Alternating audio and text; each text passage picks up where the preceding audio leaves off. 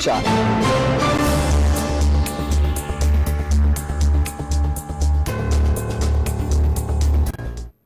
Break के बाद एक बार फिर आपका बहुत स्वागत है। नमस्कार, मैं सोनाली और आप देख रहे हैं केकेडी न्यूज। जी हां, आपको बता दें, चुनाव आयोग अगले कुछ दिनों में लोकसभा चुनाव की तारीखों का ऐलान कर सकता है। इसके लिए देश की सभी राजनीतिक पार्टियों ने तैयारी तेज कर दी है। सीटों के लिहाज से देश के सबसे बड़े सूबे उत्तर प्रदेश में भी सियासी सरगर्मी तेज है। कहते हैं सत्ता का रास्ता उत्तर प्रदेश से होकर के निकलता है। ऐसे में एक बार फिर यूपी फतेह करने के लिए सभी पार्टियां जी जान लगा रही हैं। सभी दल जनता को रुझाने में लगे हुए हैं। वहीं आज केकेडी की टीम ने समाजवादी पार्टी के राष्ट्रीय प्रवक्ता डॉक्टर आशुतोष वर्मा से लोकसभा चुनाव को लेकर पार्टी की तैयारियों को लेकर बातचीत की है। नमस्कार, मैं हूं रत्ना और आप देख रहे हैं केकेडी न्यूज। आज हम जिस शख्स के बारे में बात करने जा रहे हैं उनका नाम है आशुतोष वर्मा जी। पेशे से ये चाइल्ड स्पेशलिस्ट हैं और साथ ही साथ ये समाजवादी पार्टी के राष्ट्रीय प्रवक्ता भी हैं, जो समय समय पर अपनी मुद्दों पर बातें रखते हैं, पॉलिटिक्स में काफ़ी एक्टिव रहते हैं और साथ ही साथ इनके अंदर समाज सेवा का भी भावना है। इन्होंने अपने हॉस्पिटल के तहत कई ऐसी चीज़ें की हैं, गरीबों की मदद की हैं और जो समाज सेवा की भावना रही है उसे हमेशा न्यौछावर किया है लोगों पर। हमारे साथ बातचीत करने के लिए आज मौजूद हैं चाइल्ड स्पेशलिस्ट और राष्ट्रीय प्रवक्ता सपा के आशुतोष वर्मा जी का। बहुत बहुत स्वागत है केकेडी न्यूज़ में आपका। ये बताइए कि आप चाइल्ड स्पेशलिस्ट हैं, लेकिन राजनीति में कैसे आना हुआ? ऐसा कहा जाता है कि सपा के विचारधारा से आप काफ़ी प्रभावित हुए थे और जिसके चलते आपने 2018 में पार्टी ज्वाइन की थी। राष्ट्रीय प्रवक्ता हैं आप जी। ये बात बिल्कुल सही है और सबसे पहले आपकी तरफ से केकेडी न्यूज़ को धन्यवाद जो आपने उनको समय दिया। देखिए, राजनीति में आना कोई प्लान नहीं था, लेकिन क्योंकि लगातार हम लोग सामाजिक रहे हैं, मेरे पिताजी काफ़ी सामाजिक रहे हैं, तो राजनीति में रुचि तो बचपन से ही थी। स्कूल के लेवल पे, कॉलेज के लेवल पे, मेडिकल कॉलेज के लेवल पे भी समाज के लिए कुछ करने की चाह रहती थी और मेरे पिताजी भी ये सब कहा करते थे। तो अचानक कुछ मुद्दों को लेके अखिलेश जी से मुलाकात हुई और मैं काफ़ी प्रभावित हुआ उनके विज़न को लेके। बहुत क्रिस्टल क्लियर डेवलपमेंट के विज़न थे। तो जब हमने भी कुछ कहा तो उन्होंने कहा कि बाहर बैठ के एडवाइस करना बहुत ईजी होता है, अगर है तो आओ हमारे साथ में काम करो। और मुझे लगता था वो ब्रेक थ्रू था, टर्निंग पॉइंट था। अखिलेश जी का मुझे भरोसा किया, मैंने उनके नेतृत्व में अपने सभी लोगों के साथ में पार्टी ज्वाइन करी और जल्दी ही उन्होंने को लगा कि हाँ कुछ है इसमें, तो उन्होंने मुझे ये मौका दिया कि पार्टी के चीज़ों को मीडिया के माध्यम से आगे भी बढ़ाया जाए, तो उन्होंने मुझे राष्ट्रीय प्रवक्ता का दर्जा दिया। जैसे कि आपने बोला कि कॉलेज के टाइम से ही आपका पॉलिटिक्स की तरफ काफ़ी ज़्यादा इंटरेस्ट रहा है। पहला ब्रेक थ्रू पॉइंट आपने बताया, मीटिंग कैसी रही और किस तरीके से अखिलेश यादव जी से आपकी मुलाकात रही पहली बार में? नहीं, देखिए, कोई प्लान मीटिंग नहीं थी, ये एक कॉमन फ्रेंड के थ्रू एक शादी में मीटिंग हुई थी। एक फंक्शन था, शादी था या कुछ पुरानी बात है, मुझे याद नहीं आ रहा।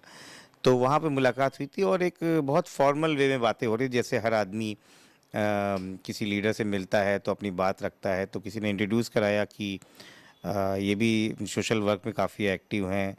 तो उसी तरह एक फॉर्मल बात हुई और बात को ऐसे ही जब वो बढ़ी तो जो चीज़ें, जब दो आदमी का कनेक्शन होता है तो क्लिक बन ही जाती है। तो मुझे लगता था शायद वो क्लिक थी और वो शायद ऊपर वाले को मंजूर था।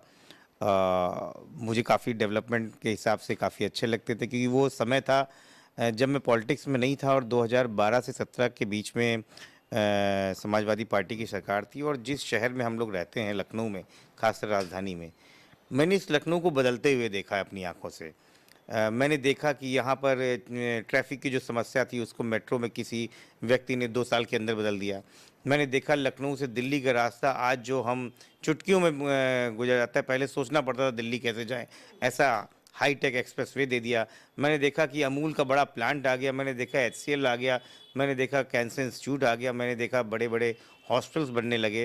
तो ये जो ट्रांसफॉर्मेशन कोई एक व्यक्ति जब सोचता है तो उसका विजन लंबा होता है, और शायद मैं उससे प्रभावित भी था। और मुझे लगता है कि शायद वही सब चीज़ फैक्टर्स थी कि मैं आज अखिलेश जी के साथ प्राउडली काम कर रहा हूँ। जी, कहीं ना कहीं देखा जाए तो आपका दोनों सपना पूरा हुआ है। समाज सेवा के भाव से आप उतरे जी। आपने चिल्ड्रन मेडिकल सेंटर के नाम से 2010 में अपना एक हॉस्पिटल भी खोला जो काफ़ी अच्छा चल रहा है लखनऊ में। इसके तहत क्या क्या काम किया गया है बच्चों के लिए? आपने काफ़ी वाइस प्रेसिडेंट के रूप में लखनऊ एकेडमी ऑफ पीडियाट्रिक्स में वाइस प्रेसिडेंट के रूप में आपने काफ़ी सेवाएं भी दी हैं इसको लेकर। देखिए, ऐसा है कि हम लोग बहुत मिडिल क्लास फैमिली से आते हैं, तो हम लोग को ये ज़रूर समझना चाहिए कि जो एक मिडिल और लोअर क्लास की प्रॉब्लम क्या है। आज भी इंडिया हेल्थ फैसिलिटीज़ में एक्सेसिबल कैसे होती है और कितनी मुश्किल से लोग पहुंच पाते हैं डॉक्टर अस्पताल में, ये एक बहुत बड़ी बेसिक ज़रूरत है। हम लोगों ने कोरोना में देखा कि इस तरीके से सिर्फ ऑक्सीजन की वजह से लोगों की मौतें हुई। मेरे पिताजी ने पहले भी कहते थे कि गिविंग बैक टू सोसाइटी का कॉन्सेप्ट रखना, क्योंकि आज जो कुछ भी मैं डॉक्टर बना, विदेशों में जाके पढ़ा या फिर बड़े-बड़े मेडिकल कॉलेज में पढ़ा, इसमें कहीं न कहीं टैक्स पेयर्स का पैसा था और उनकी मदद से ही मैं एक डॉक्टर बन पाया, चिकित्सक बन पाया। तो सन 2010 से मैंने इस चिकित्सालय को बनाया और उसमें एक ऐसा प्रोविज़न किया कि महीने की 20 तारीख को, ये 14 साल लगभग हो गए हैं, हर महीने की 20 तारीख को मैं फ्री ओपीडी करता हूँ।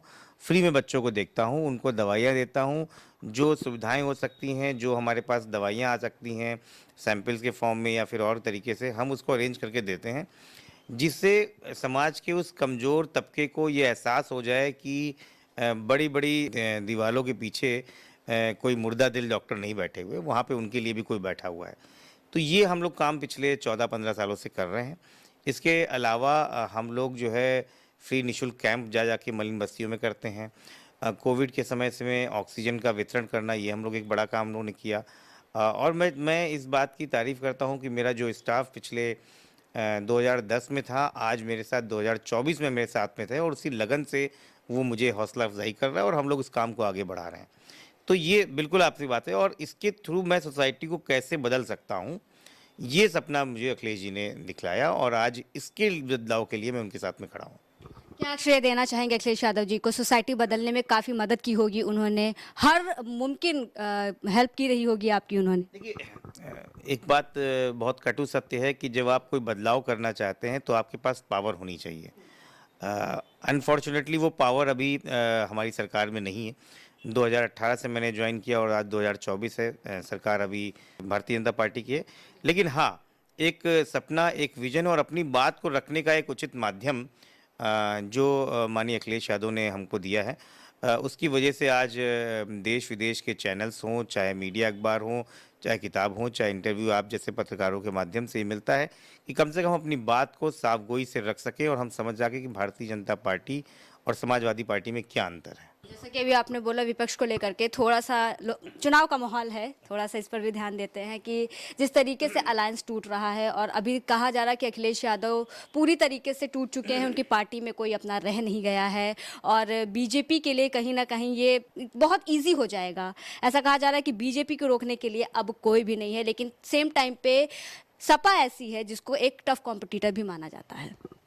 देखिए, मुझे लगता है कि मीडिया को इन सब चीज़ों से बचना चाहिए, ऐसे सब शब्दों से कि कोई है नहीं और तीसरी बार और हैट्रिक।